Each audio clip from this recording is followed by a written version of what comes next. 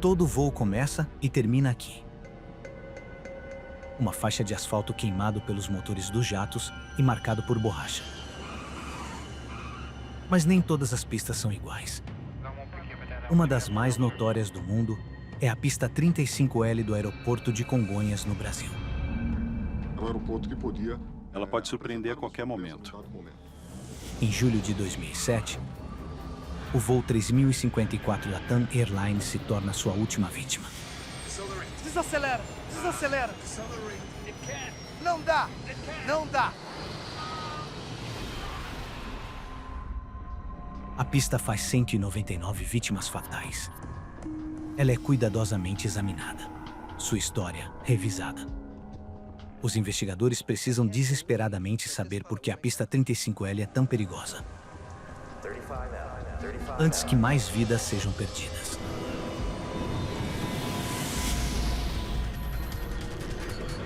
Mayday! Mayday!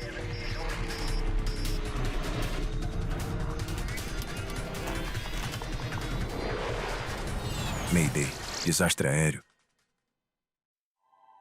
Esta é uma história real baseada em relatórios oficiais e relatos de testemunhas oculares.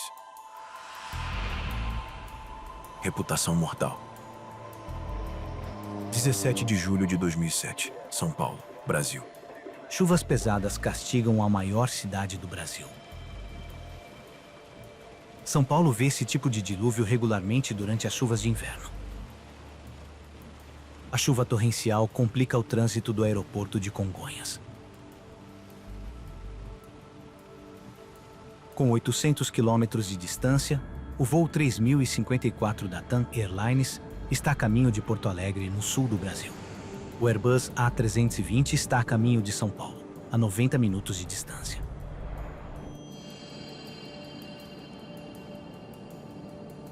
Para os 181 passageiros a bordo, é um voo doméstico de rotina. Mas houve um desdobramento inesperado para o capitão Henrique Stefanini de Sacco. Ele e seu primeiro oficial, Kleber Lima, acabaram de saber que a forte chuva fechou temporariamente a pista de pouso 35L, a principal pista do seu destino. Disseram quando ia reabrir? Não. Vamos pensar em algo caso precise. Senhores passageiros, devido ao tempo, pode ser que não consigamos pousar em Congonhas como planejado. Vou mantê-los informados.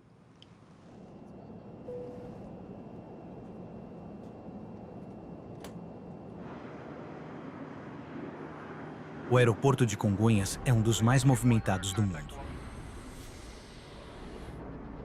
Os aviões decolam e pousam aqui a cada 90 segundos,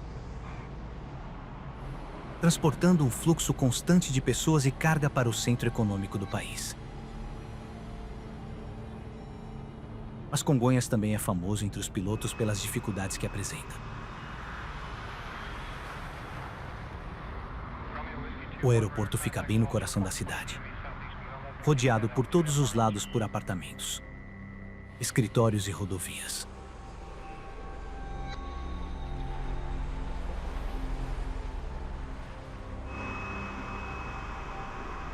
A pista 35L tem menos de 2.000 metros de comprimento.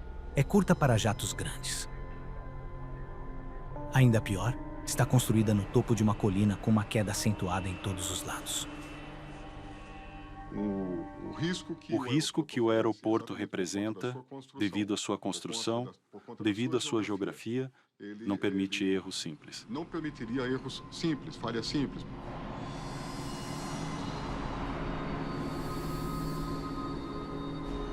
O capitão Carlos Camacho é o diretor de segurança de voo do Sindicato Nacional dos Aeronautas. Quando nos aproximamos da pista, a nossa adrenalina aumenta para valer. Para nós, pilotos, é como aterrissar em um porta-aviões.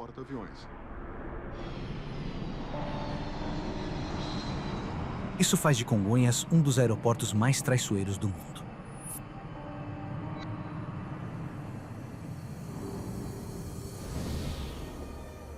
Na verdade, um avião de transporte da Pantanal Airlines perdeu o controle ao aterrissar no dia anterior, E há alguns meses, um desastre foi evitado por pouco quando um Boeing 737 derrapou até parar a poucos centímetros da encosta íngreme no final da pista 35L.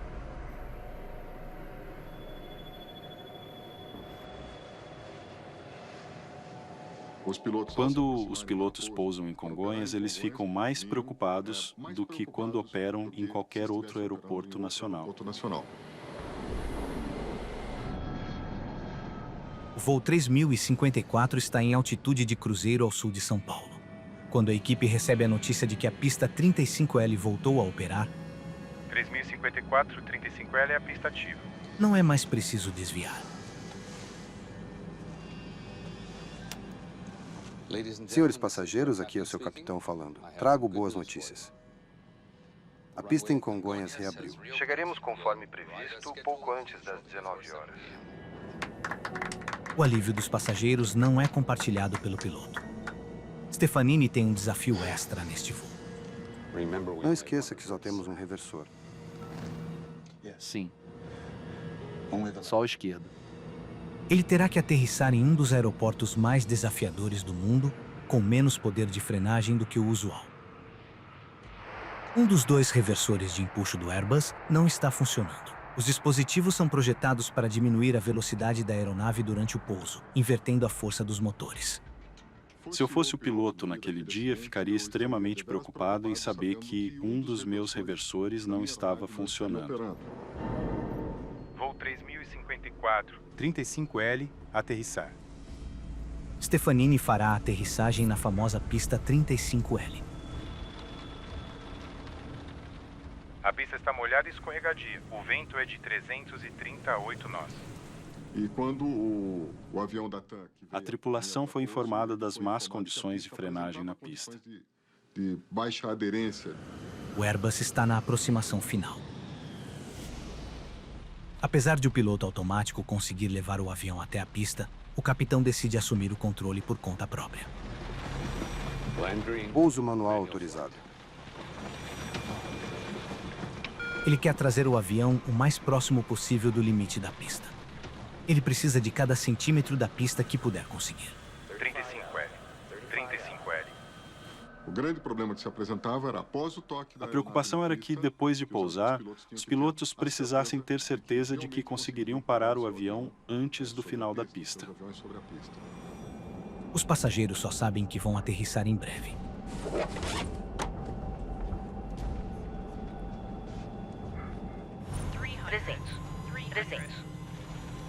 Agora estão apenas 90 metros acima da cidade. O Airbus está alinhado com o centro da pista, com suas próprias condições ideais.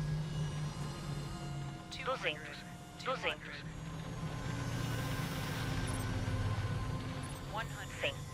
100.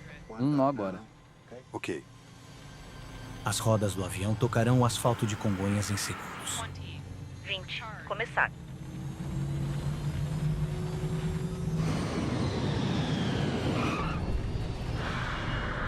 Mais importante é o Quando o avião pousa, as preocupações com a aterrissagem estão apenas começando. que o grande conflito do pouso se instala. O capitão Stefanini aplica a reversão de empuxo no único reversor funcional do A320.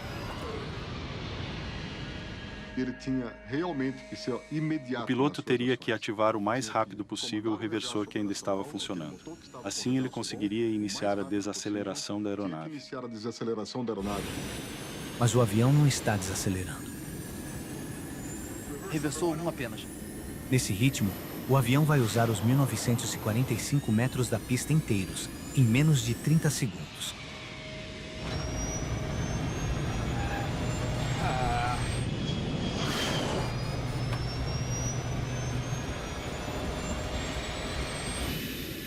Desacelere.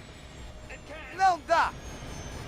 A opção dos pilotos seria... Os pilotos acionaram os freios pelos pedais e ficaram pisando neles por um longo tempo. Eles não pararam de pisar nos freios. É assim. Agora, É assim. a aeronave misteriosamente puxa para a esquerda. Vai! Vira! É quase como se tivesse vontade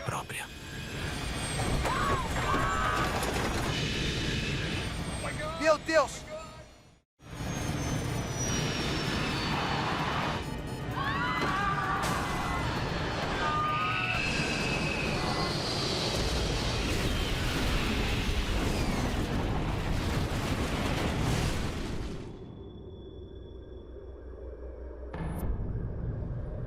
O voo 3054 colide com um edifício da TAM Airlines e um posto de gasolina adjacente. Quase 200 bombeiros vão ao local. Eles enfrentam um incêndio feroz causado pelo combustível. As chamas são de quase 1000 graus Celsius.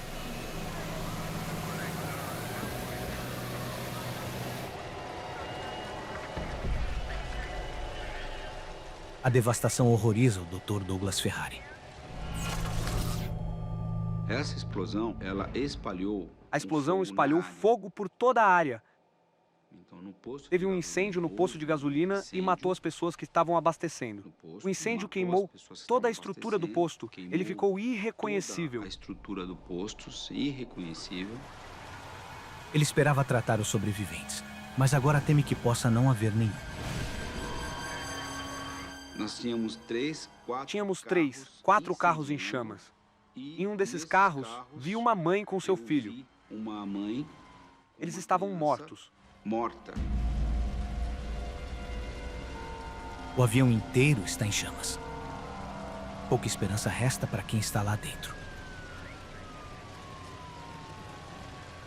Mas agora surge um novo perigo. Grandes quantidades de combustível nos tanques de armazenamento sob o posto de gasolina podem explodir a qualquer momento. Quando o avião bateu, ele quebrou as asas. A aeronave quebrou suas asas no impacto e espalhou combustível por toda a área. A região, o local. E havia um risco. Naquele momento, havia risco de explosão no posto de gasolina.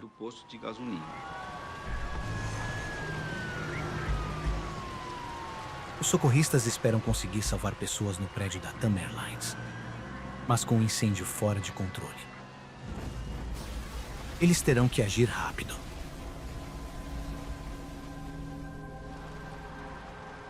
Então a gente conseguia retirar. Tentamos resgatar as pessoas dentro do edifício. Estava naquela adrenalina. Eu estava ansioso para salvá-los. De atender as pessoas.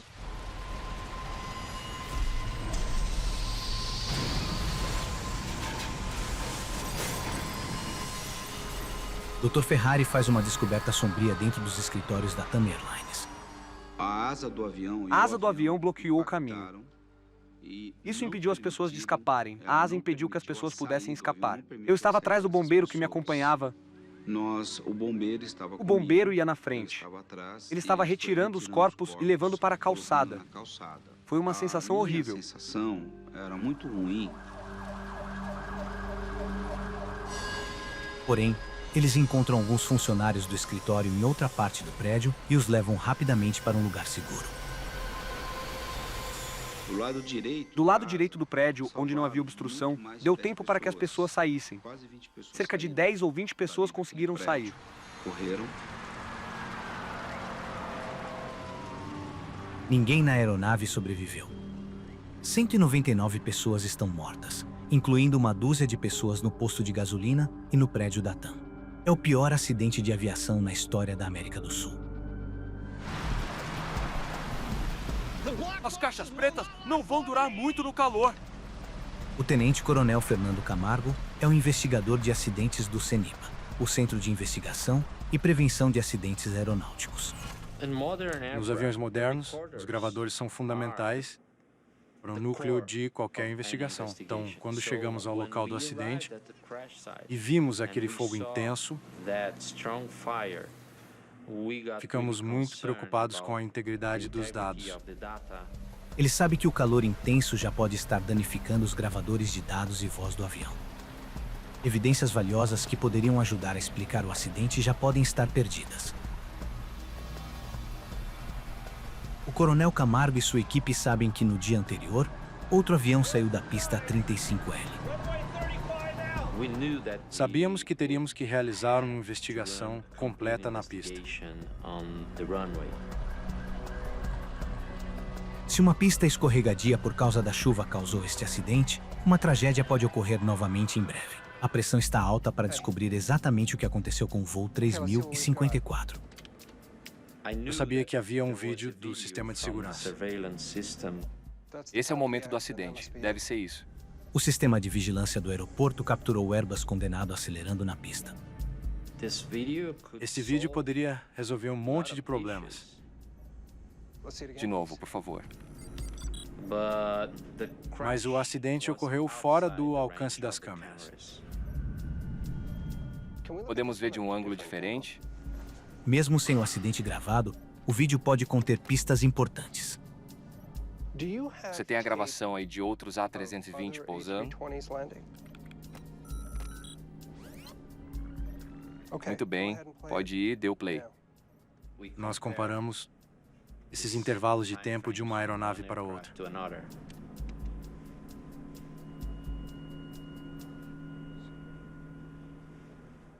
9 segundos. Em um pouso normal, a aeronave levaria cerca de 9 segundos para passar por aquela câmera. Agora o avião da colisão. E o avião do acidente levou 3 segundos. 3 segundos. Isso nos deixou um pouco intrigados. Porque o avião da colisão estava indo 3 vezes mais rápido do que o pouso normal.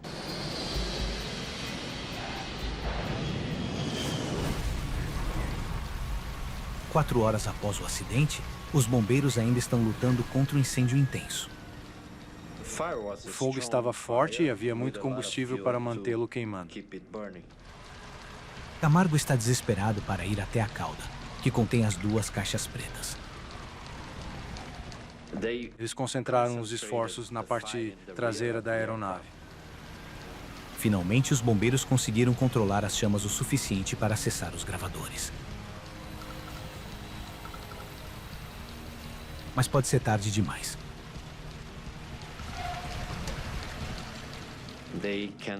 Eles conseguem aguentar o fogo até uma certa temperatura. Após isso, não há garantia de que conseguirão ser preservados. Os gravadores serão enviados para Washington, para serem examinados no Conselho Nacional de Segurança nos Transportes.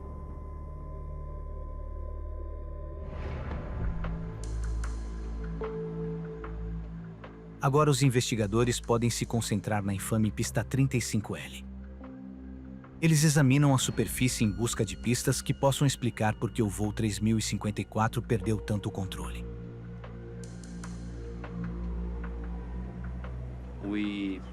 Caminhamos pela pista procurando evidências, marcas da aeronave, os pontos onde ela se desviou da pista.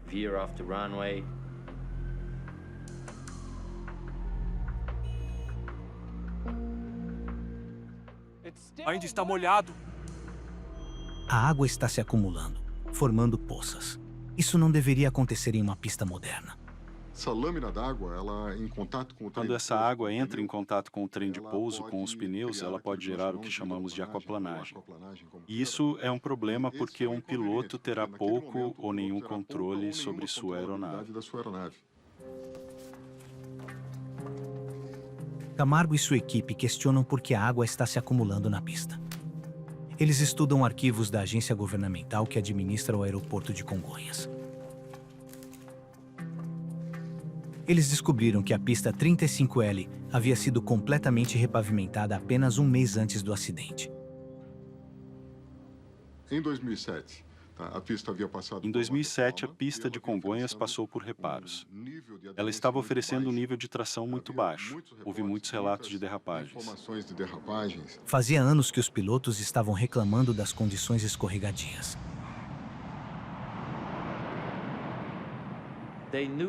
Eles sabiam que o pavimento tinha que ser reconstruído.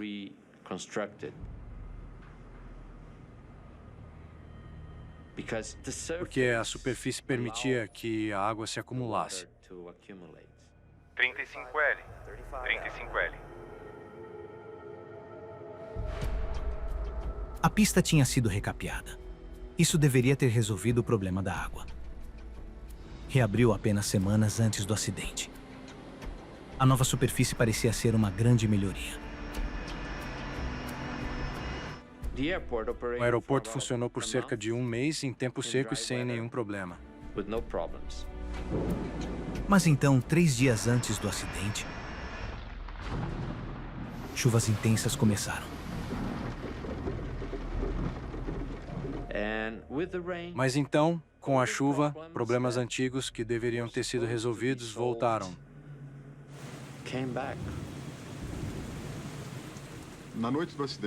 Na noite do acidente, o maior problema ainda era a água. As aeronaves ainda estavam relatando dificuldades na frenagem. Que havia dificuldade para frenar. Permissão para pousar.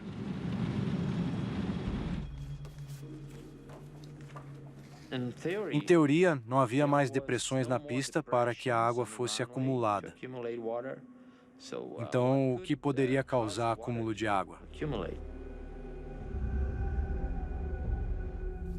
Ele descobre que o trabalho de reparo carecia de um recurso de segurança fundamental. As ranhuras transversais no chão serão adicionadas posteriormente. Por isso molhava. Ranhuras transversais especiais que levam a água da chuva embora. Sem elas, a chuva se acumularia em poças. E essa reforma, ela ainda carecia de amadurecimento da pista. Os reparos ainda não tinham a atualização necessária. Foi muito difícil interromper a operação da pista principal para instalar as ranhuras. Fazer a instalação, a implantação dos grooves.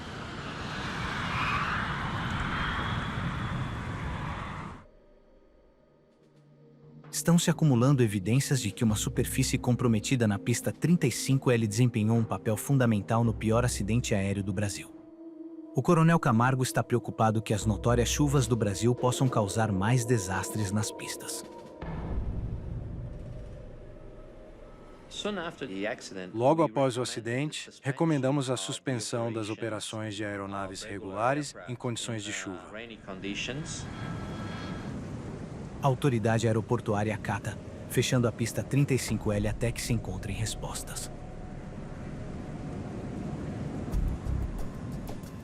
Mas a pista principal de um dos aeroportos mais movimentados do mundo não pode ficar fechada por muito tempo. Eles devem descobrir o que causou esse acidente o mais rápido possível. Eles se concentram nos reversores de empuxo do A320.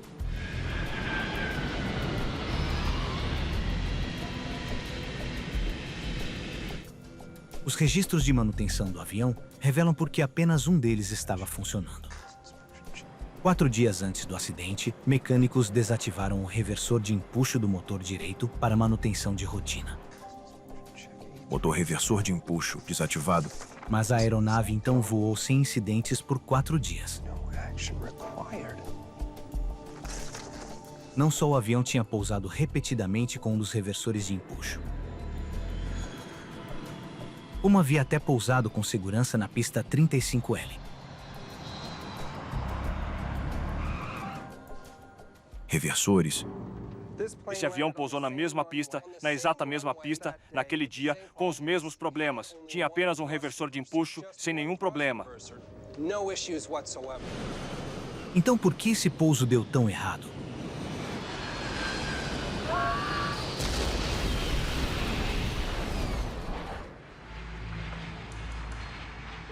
O coronel Fernando Camargo viaja para Washington, D.C. Técnicos no Conselho Nacional de Segurança nos Transportes ajudarão a tentar recuperar os dados armazenados nos gravadores de voo extremamente danificados do voo 3054. Primeiro, eles procuram um chip sensível à temperatura que poderia fornecer uma pista sobre a gravidade do dano causado pelo calor. Existe um indicador que muda de cor quando ele é exposto a uma determinada temperatura, acima daquela cuja qual ele foi fabricado para suportar. Mesmo que as caixas sejam projetadas para sobreviver a um incêndio intenso de até 1000 graus Celsius, a aparência do chip é uma notícia preocupante. Esses gravadores foram submetidos a um incêndio que ultrapassou sua limitação. Eles testam a placa de circuito para ver se alguma das memórias sobreviveu. Sem os dados, a investigação do voo 3054 ficaria seriamente comprometida. O Coronel Camargo talvez nunca saiba por que 199 pessoas morreram no aeroporto mais movimentado do Brasil. Mas o teste do circuito oferece alguma esperança. Conseguimos algo. Felizmente, tudo estava funcionando bem. Conseguimos recuperar 100% dos dados. Vamos lá. As informações traçam um quadro do desempenho do avião. A velocidade estava boa nos segundos críticos antes do acidente. Tudo estava correndo bem. Os freios estavam acionados. Os dados confirmam que os freios de pedal estavam funcionando corretamente e que o A320 não derrapou nem deslizou. Então, Camargo descobre que os dois motores do avião estavam operando inexplicavelmente um contra o outro. Motor 1. O motor esquerdo do avião estava em reversão para ajudar a desacelerar a aeronave. Mas o motor direito, aquele com o reversor de empuxo desativado, Aumentando. estava fazendo o oposto. A decolagem. Era para estar diminuindo. Em vez de reduzir, ele estava acelerando até potência de subida. Desacelera. Não dá! Desacelera! Não dá! Com o motor na potência máxima, os pilotos não tiveram chance de parar a aeronave a tempo. Aquela aeronave estava freando. Meu Deus! Meu Deus! Mas ainda levaria cerca de mais 1 quilômetro até parar. O impulso desequilibrado empurrou o avião para a esquerda. Não!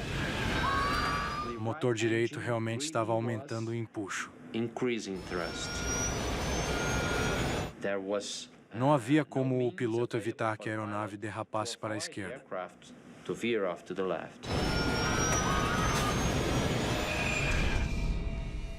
O motor 2 estava dando empuxo quando deveria estar em marcha lenta. Isso explicaria a virada para a esquerda, certo? O que isso significa? Agora o Coronel Camargo precisa descobrir por que o motor direito estava a plena potência quando deveria estar em reversão. Naquela época, conseguimos estabelecer mais ou menos duas principais linhas de investigação. Uma, falha mecânica. E a outra, erro do piloto. Erro do piloto. O Coronel Camargo chama as investigadoras de fatores humanos, a Tenente-Coronel Márcia Farler e a Primeira-Tenente Vanessa Dias. O piloto é Henrique Stefanini de Sacco, 53 anos, de São Paulo.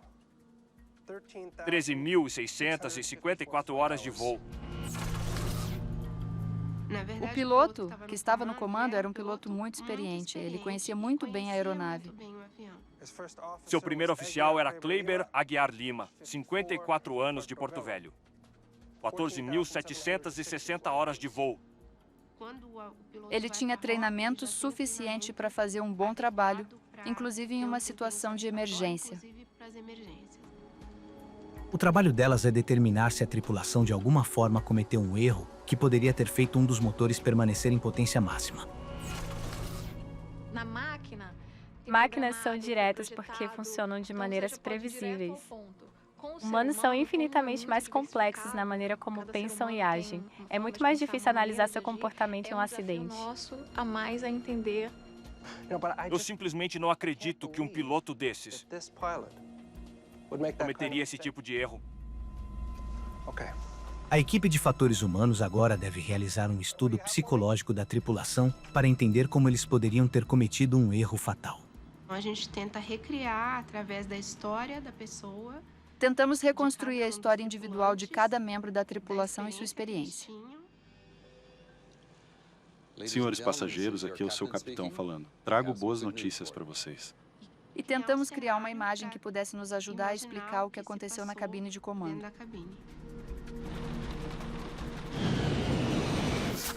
O Coronel Camargo ainda acredita que uma falha mecânica é mais provável. Ele agora volta sua atenção para a complexa mecânica que liga o manete de potência aos motores. Ele deve determinar se uma falha ali levou ao misterioso aumento de potência. Começamos a estudar o sistema de empuxo, cada componente do sistema, da alavanca até o motor. Já revisamos isso. Não há nada de errado com os motores. Isso deixa apenas um componente que poderia ter causado o problema. O mecanismo que liga os manetes aos motores. Um dispositivo chamado Unidade de Sensibilidade Artificial. Os investigadores se perguntam se esse dispositivo falhou, mantendo os motores em potência máxima, mesmo que os pilotos tenham ajustado a alavanca para marcha lenta. Mas uma falha desse tipo é altamente improvável. É realmente uma possibilidade remota. Seriam necessárias 400 bilhões de horas de voo para que isso acontecesse. Para termos uma única ocorrência disso. Ainda assim, ele precisa descartar a unidade de sensibilidade artificial como uma possível causa do acidente, mas não tem certeza se a unidade pode sequer ser encontrada entre os destroços. Computadores, toda a aviônica, tudo isso tinha desaparecido. Felizmente, uma das poucas peças que sobreviveram ao incêndio é a peça que os investigadores agora precisam: a unidade de sensibilidade artificial. Ela é enviada para um laboratório especializado que pode examinar o metal em busca de marcas microscópicas. Bloqueia. Ele se derreteu de um jeito que você pode trabalhar com isso, então podemos verificar algo.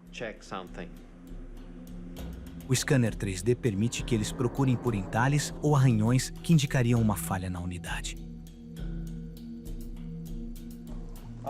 Estou procurando por qualquer coisa. Se conseguíssemos achar, se conseguíssemos descobrir qualquer marca, qualquer evidência da posição desta engrenagem, poderíamos investigar a alavanca e descobrir a posição real da alavanca de empuxo. Mas eles não conseguem encontrar nenhuma evidência de que a unidade tenha falhado. Arrume tudo, vamos embora. Não encontramos nada. Nenhuma marca, nenhuma evidência. Coronel Camargo conclui que a falha mecânica não foi a responsável pela configuração inadequada de potência no motor direito. Ele precisa presumir que, por alguma razão, a tripulação deixou a alavanca do motor direito em potência máxima após o pouso do Airbus.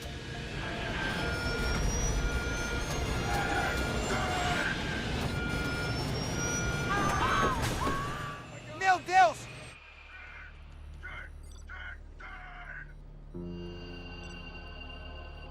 De volta a São Paulo, a equipe de fatores humanos recorre ao gravador de voz da cabine, ou CVR. Elas precisam entender o estado mental do piloto enquanto se aproximavam de São Paulo na noite do acidente. Através o gravador de voz da cabine nos permite ter uma ideia da interação entre os membros da tripulação. Elas descobriram que o capitão Stefanini estava bastante preocupado com as condições da pista. Pergunte sobre a chuva. Sobre as condições da pista, se está escorregadio. TAM, em aproximação a 3 km, poderia confirmar as condições. Está molhado e escorregadio 3,54. Então o piloto vem pro pouso. O piloto já está tenso e então descobre que as condições da pista estão piores do que o normal, escorregadia e chuvosa. Esse sentimento de tensão pode afetar a percepção do piloto, a concentração do piloto. 35L. 35L. Agora parece que a ansiedade de Stefanini sobre a pista 35L, e não a pista em si, foi a principal causa deste acidente. Camargo agora se concentra nas ações da tripulação. Acho que está pronto, senhor. Ele precisa entender como as alavancas de potência foram manuseadas antes do acidente.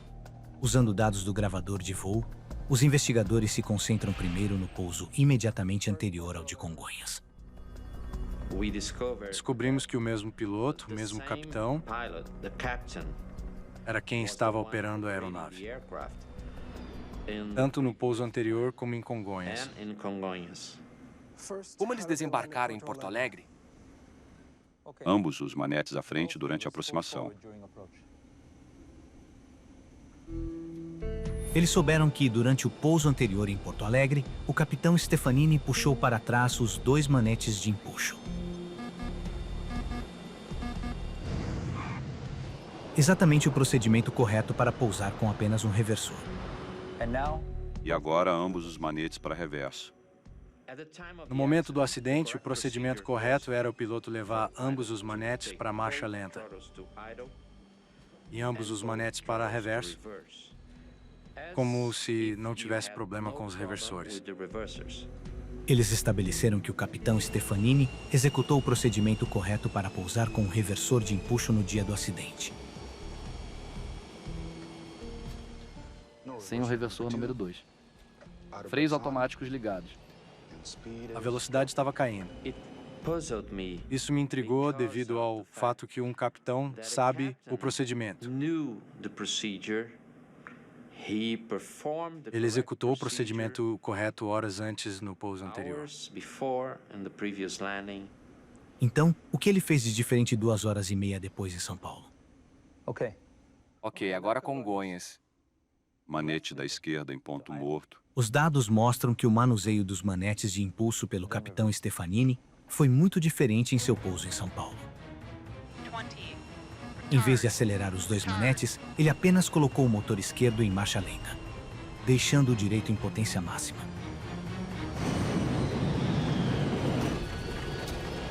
Então, quando a aeronave pousou, ele ativa apenas o inversor esquerdo, deixando novamente o motor direito cheio.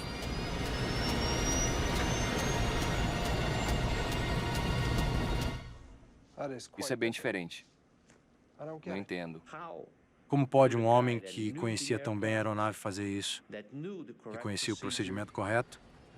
Que já tinha executado um procedimento correto? Por quê? Por que ele faria algo diferente? Não parece fazer sentido. Você pode nos ajudar nisso. Até que Camargo pede ajuda de outro piloto. Só então ele descobre um detalhe importante que pode explicar o que o capitão fez. Acontece que havia um procedimento antigo e desatualizado para pousar um A320 com um único inversor de empuxo. Demonstre para mim. Começa da mesma forma, mas então há uma diferença importante. O procedimento anterior era colocar os 2 manetes em marcha lenta.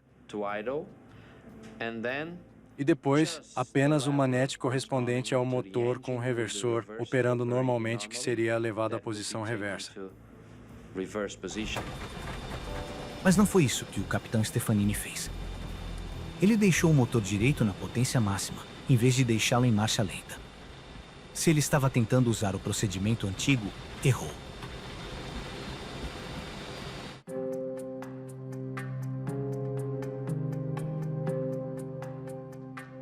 Os investigadores descobriram que o capitão Stefanini não teria sido o primeiro piloto a cometer esse erro. Houve vários acidentes em todo o mundo. A causa era idêntica. Os pilotos lidam mal com o procedimento de aterrissagem com o inversor desativado, deixando inadvertidamente uma alavanca de empuxo na potência máxima. Esse procedimento antigo induzia os pilotos ao erro. A Airbus finalmente modificou o procedimento para reduzir o risco exatamente desse erro. O fabricante alterou o procedimento e determinou que ambos os manetes descessem juntos até a posição de marcha lenta e logo após tocar o solo, ambos desceriam para a posição de reversão. Em seguida, após o toque, ambas viriam para a posição reversa. O capitão Stefanini conhecia tanto o procedimento antigo quanto o novo para aterrissar com o reversor desativado. Agora parece que no voo 3054 ele pode ter tentado usar o antigo. A pergunta para os investigadores é por quê?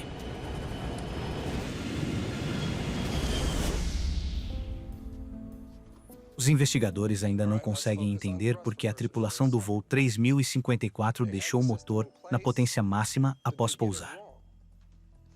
Mas depois de entrevistar outros pilotos, eles entendem por que usar o procedimento mais antigo teria feito sentido naquele dia chuvoso em Congonhas. Isso faria o avião parar muito mais rápido do que o novo. Isso pode explicar por que o capitão optaria por um procedimento antigo. Tudo indica que ele sabia que seria mais eficiente do que o atual. Os investigadores teorizam que, em reação às condições deteriorantes em Congonhas, Pista molhada, um inversor. Vou ganhar espaço na pista e usar o procedimento antigo. ele estava tentando garantir que teria a maior distância possível para parar na famosa pista 35L. Porém, ele cometeu um erro que custou caro. Nessas circunstâncias, não esqueça que só temos um reversor. Um reversor, voo manual, molhado. Um reversor, voo manual. é completamente compreensível. Dá para compreender que ele tenha tentado um procedimento anterior, pois estava sob imensa pressão. Mas ele errou.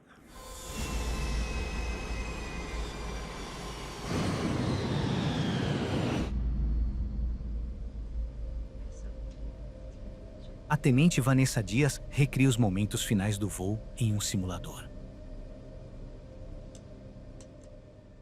Motor 1 em marcha lenta e o 2 permanece na subida. Ela percebe que em uma cabine escura, teria sido difícil ver a posição dos manetes de empuxo. Motor 1 reverso, não toque no número 2. Ótimo.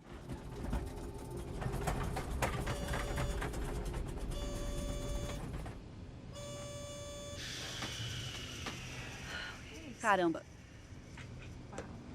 No simulador, nós temos como programar No simulador, conseguimos programar todos os fatores conhecidos.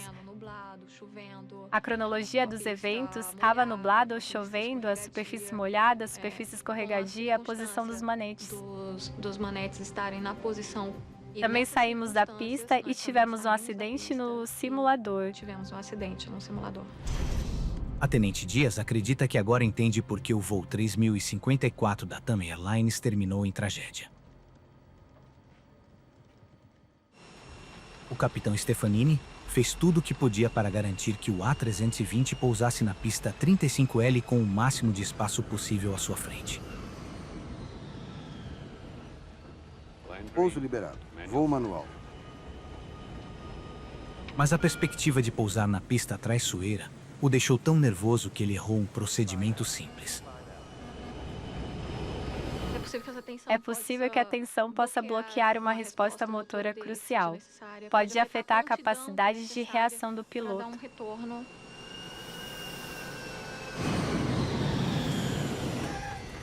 Não havia nenhum alarme para avisá-los. E aquele motor estava acelerando, enquanto o outro estava em reverso. O primeiro oficial Lima tentou descobrir o que estava errado. Desacelera! Mas em uma cabine escura, Não dá! atormentado por uma aterrissagem ruim, ele não percebeu as configurações anormais do manete de empuxo. Desacelera! Os pilotos não conseguiam entender o que estava acontecendo com sua aeronave.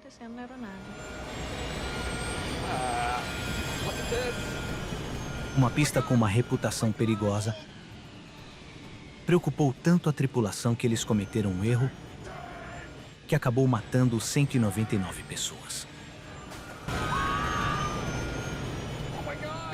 Meu Deus, não!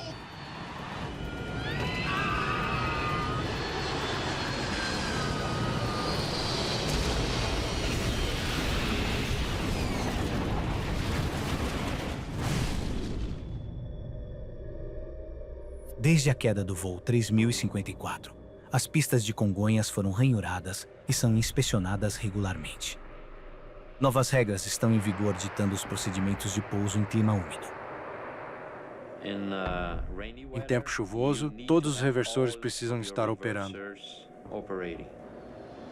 Mas apesar desses esforços para melhorar a segurança em Congonhas, muitos pilotos duvidam que seja melhor. Não é mais seguro porque ele continua sendo... Congonhas não está mais seguro hoje. Continua sendo um aeroporto perigoso.